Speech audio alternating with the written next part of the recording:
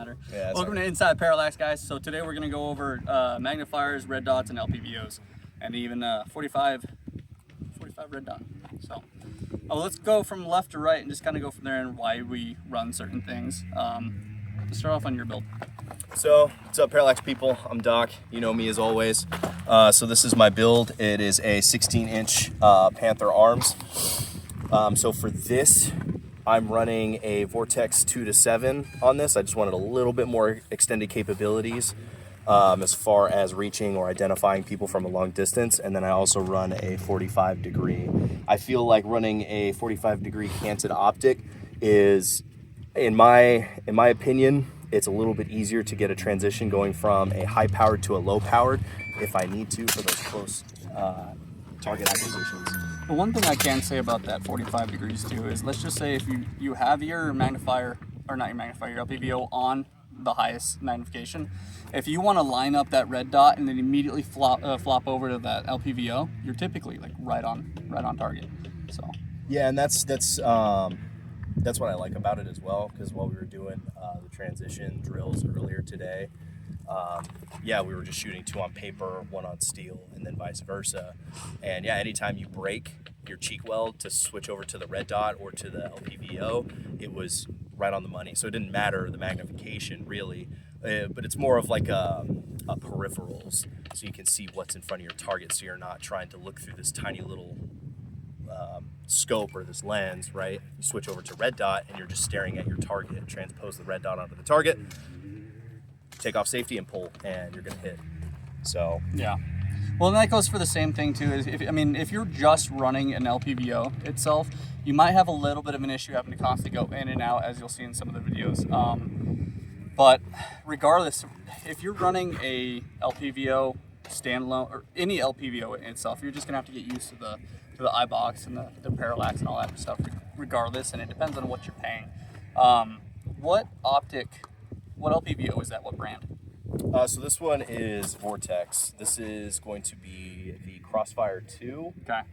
This is kind of their, I don't want to say one size fits all, but in the manual you can use this scope on many different calibers. When it comes to the manual, it even tells you the zero distance and the wind holds and everything like that. You can even use it on a crossbow too, apparently, and some people have been having really great results with that. But yeah, this is like my oldest setup, and it's done me really well, and I really don't have any complaints. I know to some people it's kind of awkward to get like from that transition from being high powered to low powered in an instant, much like Magnifier, and especially whenever you're in that stance, that shooter stance, and you're leaning forward and you're shooting through the scope, to rotate and break the cheek weld from your face to the rifle to transition to a target. It's a little bit something that you're going to have to practice on. But with me, again, this is my oldest setup and I'm used to it now, and so I think it works really well. Yeah. What I've noticed too, though, it also, that's what I was bringing up, the manufacturer, the actual LPVO. When you go to something who's a little bit more budget friendly, like more of the primary arms stuff, if you're not spending top dollar in primary arms optics, it's still great glass. A lot of times you can get good glass with a more budget option, but regardless of what you're getting, you're always having to find that eye box. You're always gonna have to find that parallax and fine tuning it. Not only that too, is a lot of the times people don't understand that the dial back here is to help out. Let's just say if you have a stigmatism or something at different distances, you're going to have to modify that I'm skipping over the name of that. You know what I'm talking about? Diopter, there you go. So if you're not doing the diopter, you're going to have a lot of fuzziness either way. Granted, don't get me wrong, the magnifiers also have that, but it's a little bit more forgiving than what the LPVOs are. But going over to here, so on my 2 builds themselves, I like to run the magnifiers with the red dots. I've had this magnifier, this is the Vortex. I don't remember what model exactly it is, but it's kind of out of date. For the sole purpose is this push button. I don't like the flip to side because again, like Doc said, is the peripherals, it's important, right? Especially if you're in a faster pace environment. So unfortunately, when you're flopping it to the side, it's kind of a bitch because you don't have that right side, or vice versa, because you can flip the mounting system back and forth. But it's still good to have a magnifier to where you can either pull it off. This one, unfortunately, is a fixed. Well, I think this one is a fixed. Yeah, this one's a fixed mounting system, so you can't just pull it off and identify what you're looking at and then have to put it back on. Let's just say if you're running night vision, you're gonna have your tubes on the front. It's real hard to even worry about having. Let's just say you're moving left and right. You're gonna knock your nods constantly. You know, I know people who get it done with the flip to side, but it's not my preferred setup. But I have this one set up this way, just kind of a little bit more of a nostalgic situation.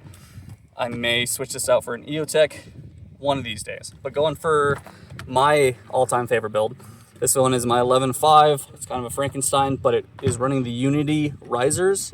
This one is I believe it's 226 for the Magnifier, and for the EOTech itself, it's just a fast riser for the Unity.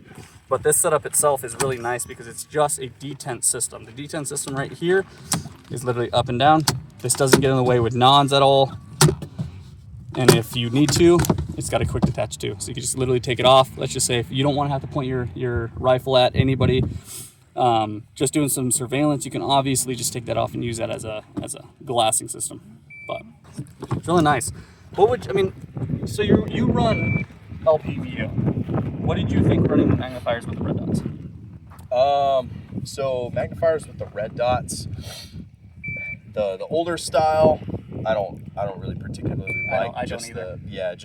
The way that you have to depress the button in order to get it to flip off. Right? I mean, if you're wearing your MPGs, right? Your MPGs are going to sit right here behind your red dot. So this setup would work for night vision. It'd be annoying and irritating to have to every time reach over, bam, right, and break that good position and that good posturing, yeah, and that good holding for your rifle. Well, the other thing too is I mean, if you're using nods with this setup specifically, it's a lower 1/3. You know, so you're gonna have to get real low on the actual rifle itself.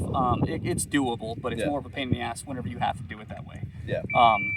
But either way, I mean, I think magnifiers are the way to go, especially for night vision. You can't use them through the magnifiers, but you can at least flop them to the side or take them off. You know what I mean?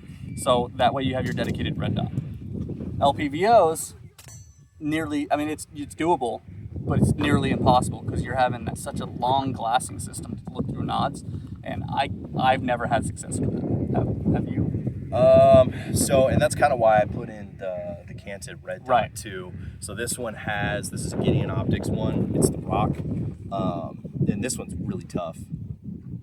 But this one has 2 night vision settings, much like Hollow Sun and Sig does.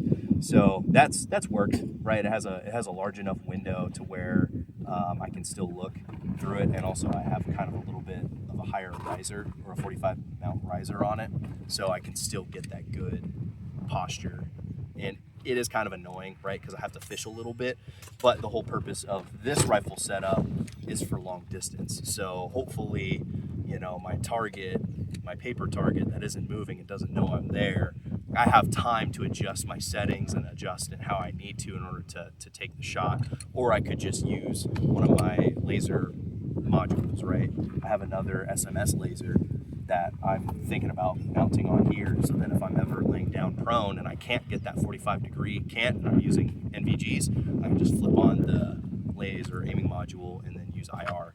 So again, there's many different It's just ways. a redundancy. Yeah, it is a redundancy. But I mean, if I have good position, my target doesn't know I'm there, and I'm great distance, I have time to build up and take a better shot, right? As opposed to the 11.5, right? Which that's a good setup for a multitude of things. This is going to be your mid to long range, right? Or close to long range. But of course, the long range is going to be very limited. Yeah, I think that one's at 3 times, right? That one's at 3 times magnification. So is this Vortex as well. I will say that 11.5 setup is not a budget-friendly setup with the optics itself on there. Just the red dot or the holographic sight with the magnifier itself, you're easily getting up to what $1,200 bucks, you know, and that's still. And I got these ones on that were used, so I saved some money, but I still easily spent $1,200 to $1,400 just on that setup with the risers themselves, which is stupid whenever you're trying to keep things on a budget-friendly situation. You know what I mean? So that's why even with the Sig Romeo, I believe this is the 4, and then the Vortex. I mean, it's doable. The iBox is just complete shit, you know. But I think it's just to each their own and what you're trying to do for each platform. So, you have anything else you want to say? I mean, with that whole budget thing too, like if you do have the coin to spend, right, to a Caljeet, you know, it doesn't matter as long as you go out there and train, right? Like this, but my build is a little bit on the medium budget range versus others, right? For this magnifier, red dot combo, probably maybe You're looking $400. Yeah, $400. exactly. Like mine's probably between $500 and $600, like just the setup alone, right? Yeah. So none of that stuff matters unless you train. But of course, get out there, practice with it, right? If you got a buddy, like we have multiple different variations of rifles. Somebody else has a different setup than you. Test it out, try it out, right? See if that don't works buy for you. Don't buy anything until you test it out for sure. You can play the spinning game all day long, but essentially you're gonna have to send it back. Or if there's something wrong with the optic, you're gonna have to do the sheets to send it back, and then see if they send you another one, returns, all that kind of stuff. So make some friends, go to the range, make some friends, and actually try out different things if they have the different setups.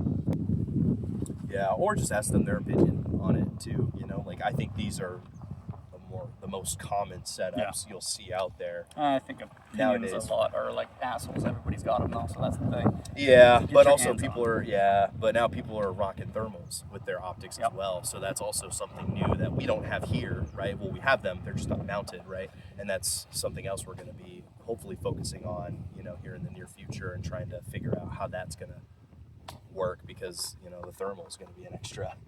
Yeah. An extra Well, that's piece if you're right just in doing a front. clip-on. Right. So, I mean, you can run a dedicated thermal. I mean, then again, you're still having to worry about certain magnification or set magnification. Let's just say you're starting out, like I think mine is a 3.5 base magnification. So regardless, you're going to have to worry about it. But it is digital, so it's a lot different. I mean, but we'll go into a thermal video later on in the days. But that being said, appreciate you guys watching. If you guys have any comments, anything else, put it down in the comments section. Not only that, if you have any questions, do the same. Other than that, appreciate it. You guys have a good one.